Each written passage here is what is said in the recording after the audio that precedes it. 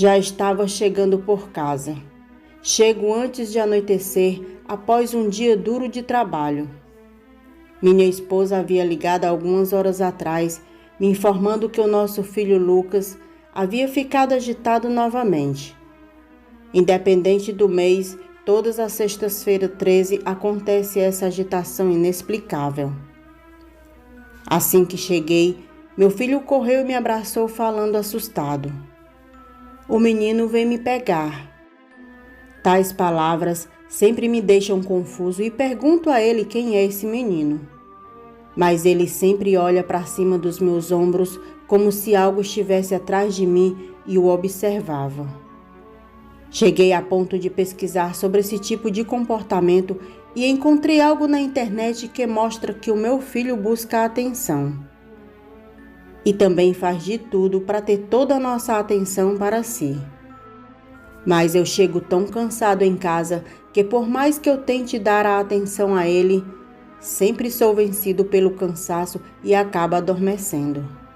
E minha esposa é quem acaba dando essa atenção para ele. Depois que passa esse período de sexta-feira 13, ele volta a ser uma criança normal como qualquer outra criança. Essa semana tem sexta-feira 13 novamente, e o meu filho com toda certeza terá novamente aquelas agitações e colocará a culpa no tal menino. Passou os dias e chegou a tão esperada sexta-feira 13.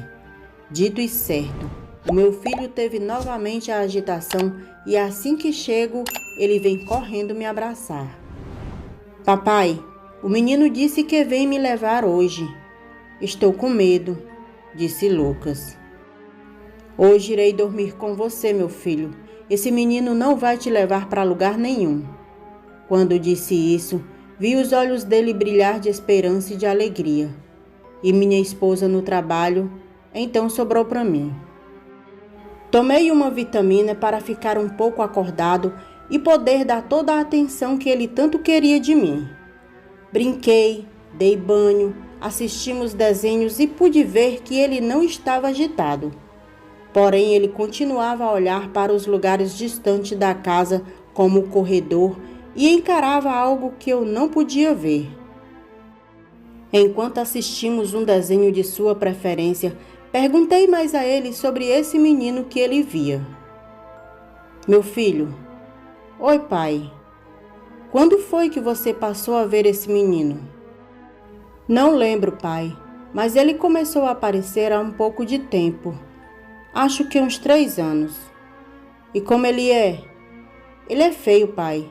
Não tem boca e fica rindo, não pisca os olhos, não tem cabelo e a cor dele é cinza.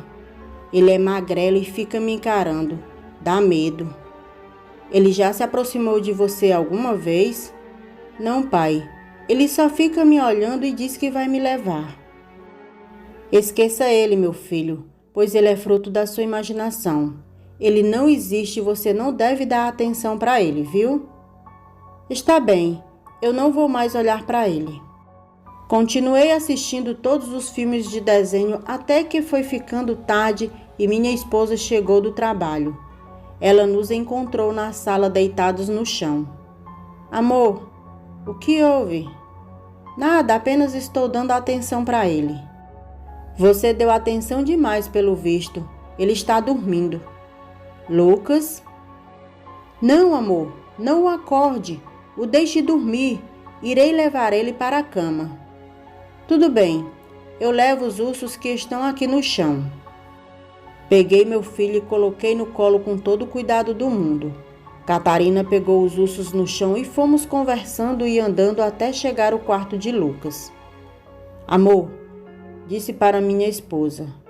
Conversei com o Lucas sobre esse tal menino que ele tanto fala. E o que você descobriu? Ele descreveu esse menino e é a coisa mais assustadora que eu já ouvi. O que você disse para ele? Disse que era coisa da imaginação dele e que não deveria prestar atenção nesse menino.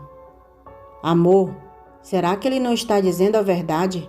Pois existem crianças que falam a verdade, mas os adultos e os demais não acreditam muito no que dizem.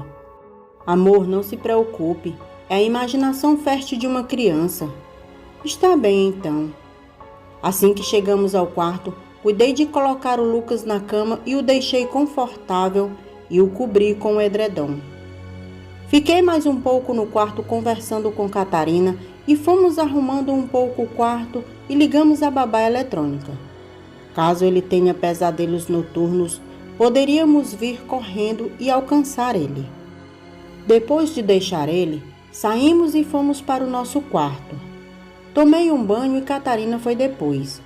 Saímos, colocamos os pijamas de dormir e ficamos conversando sobre essa situação de Lucas. Até que, já passando da meia-noite, escutamos um barulho na babá eletrônica.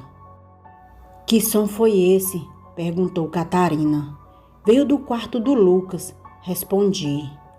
Ele acordou? Tá tendo novamente algum pesadelo? Peguei a babá eletrônica de cima do meu criado mudo e trouxe para perto de nós e ficamos atentos a qualquer som que poderíamos ouvir daquela pequena caixinha de som. Passou-se 3 minutos e nenhum som. Quando eu já estava devolvendo a babá eletrônica para cima do criado mudo, o som novamente foi ouvido. Trouxe novamente para perto de nós e uma voz estranha pôde ser ouvida como um sussurro sibilante. Papai! Lucas acordou, disse Catarina. Traga ele. Tudo bem. Levantei da cama, coloquei o meu chinelo e saí do quarto em direção ao quarto do meu filho. Assim que chego à porta, escuto a mesma voz, mas percebi que não era dele, e sim de uma outra pessoa. Você é meu. Abri a porta lentamente.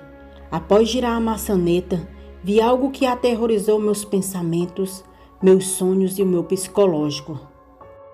No pé da cama de Lucas, uma criatura careca, sem pálpebras, sem lábios e de cor cinza que parecia que estava em estado de putrefação. Sua pele apresentava descamação severa. Fiquei paralisado vendo aquela coisa olhando tranquilamente para o meu filho. Seus dedos longos estavam por cima da cama como se segurasse o colchão. Percebendo minha presença, a criatura foi virando a cabeça lentamente em minha direção e disse sussurrante, apenas abrindo os dentes já que não tinha lábios. Papai! Eu dei um grito alto, quebrando o estado de medo que me deixou paralisado. A criatura se moveu para debaixo da cama. Corri para olhar debaixo da cama e não vi mais aquela coisa. Peguei meu filho da cama, que ainda dormia profundamente, e levei para o meu quarto.